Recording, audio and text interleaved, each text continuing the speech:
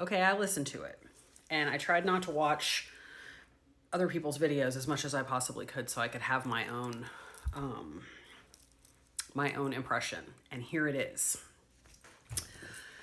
The first thing I'm going to do, which is going to piss off a lot of people, but I do not care, is I'm going to defend Blake Lively's lawyers for using the quote in their complaint and in the 47.1 motion.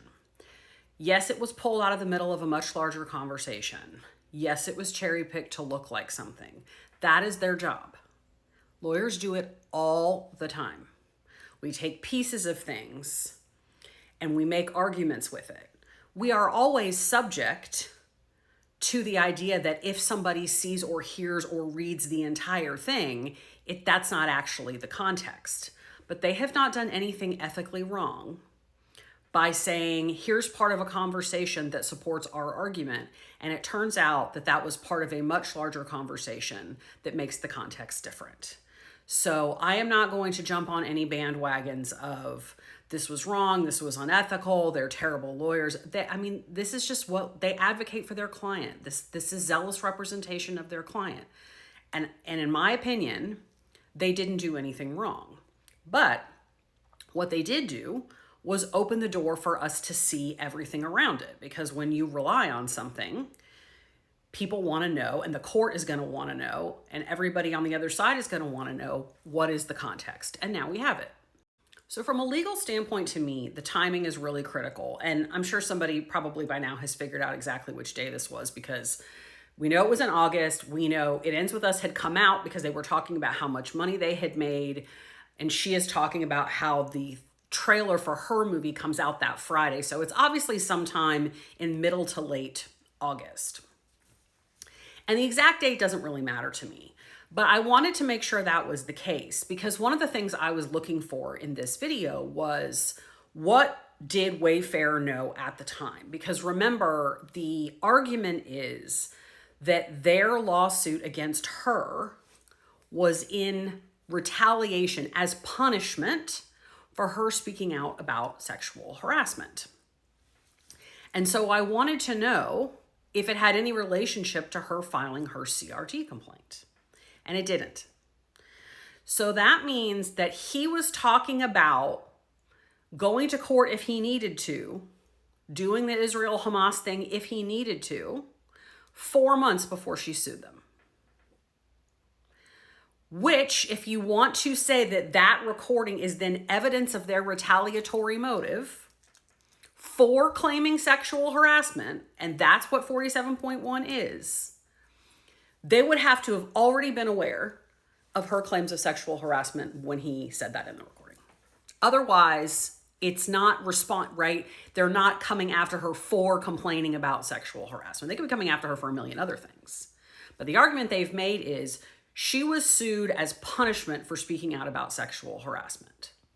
So him saying he would go to court if he had to, and he would protect the studio if he had to, months before she ever filed that complaint, means that whatever he was talking about had to have been sexual harassment she had already claimed. So we circle back once again to the question I cannot get an answer to, which is, where is the protected activity during the movie or otherwise? Where is it?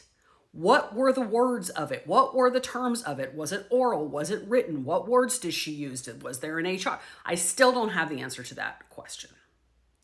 But legally speaking, to me, if the purpose of 47.1 is to make sure that people aren't sued for defamation because they speak out about sexual harassment, he was talking about suing her for problems they were having before she ever filed a CRD complaint.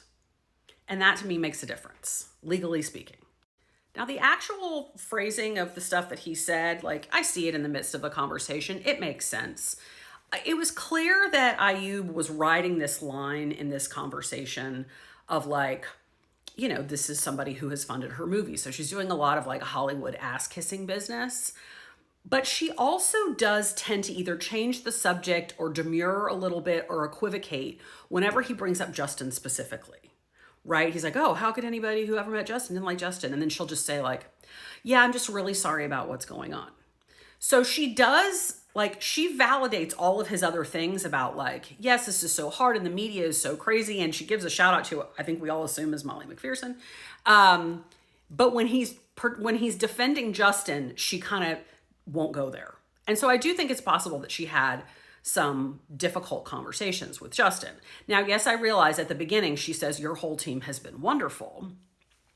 But it does seem like that is a point for her where she will not praise him the way that she praises other people in his business, other people she's worked with on the movie. So I think that makes sense based on what was in her declaration that she had some difficult interactions with him. Now, there are some things in there that Sarah Witt says that are just very like objectively good for Wayfair. Like he said, I guess we'll just, talking about the whole Blake Lively thing, we're just going to have to let the chips fall where they may.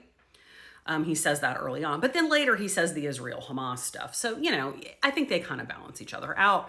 I did really think it was interesting at the end there where he's talking about Blake and he's talking about the difficulty.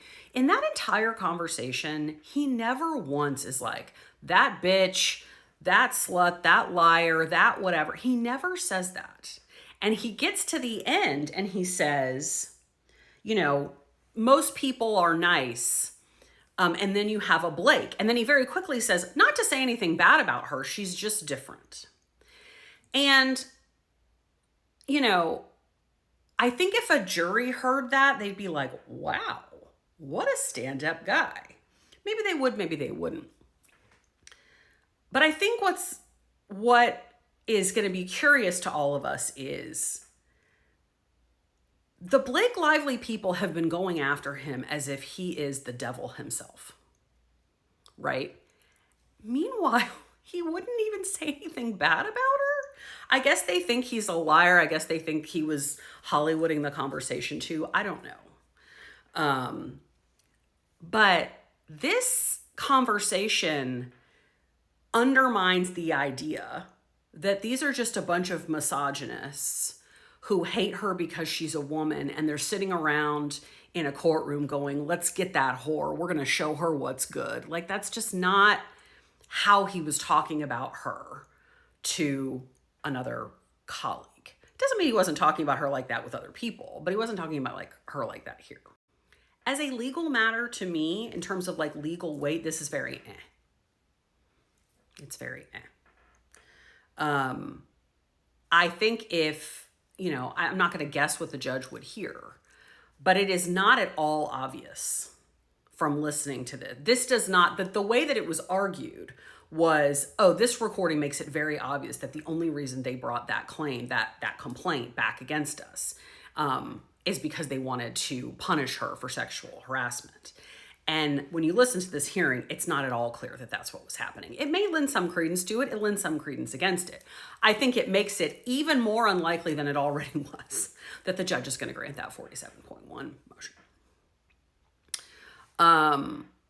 But, it's kind of a milquetoast recording to me. I have to think on it. I have to let it marinate, but I'm trying to now think about the way that Lively's attorneys have litigated this case using this quote over and over again, knowing the context of the quote and the timing of it. Like, I'm trying to sort of figure out, I'm trying to look at it through their eyes. But anyway, I'm sure we're all going to be talking about it all day and all night, but that's my first cut.